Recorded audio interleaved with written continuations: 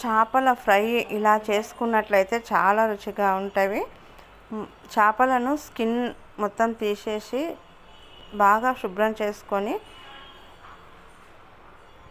తగినంత కారము, అల్లం వెల్లిపాయ పేస్టు, జీలకర్ర మెంతుల పొడి,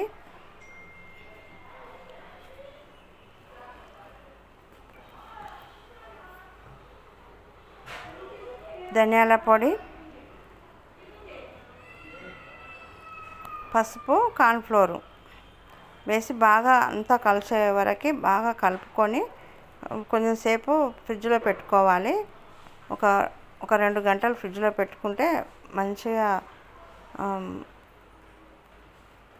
ఫ్రై చేయడానికి చాలా మంచిగా ఉంటుంది. కాబట్టి ఫ్రిడ్జ్లో పెట్టుకొని ఫ్రిడ్జ్ నుంచి తీసి ఒక పాన్లో ఆయిల్ ఎక్కువ వేయకుండా కొంచెం ఆయిల్లోనే వేయించుకోవాలి.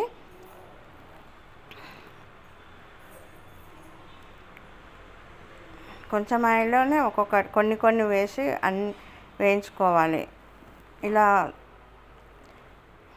తిప్పుకుంటూ వేయించుకున్నట్లయితే చాలా టేస్ట్గా ఉంటాయి. లోపల బాగా ఉడకాలి కాబట్టి చిన్న మంట పైన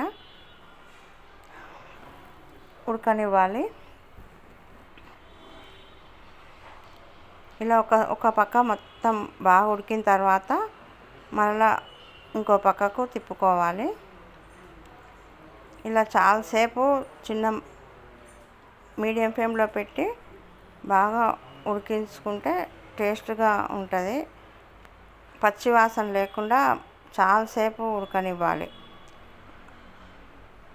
ఫ్రై అలా చేస్తేనే బాగుంటుంది.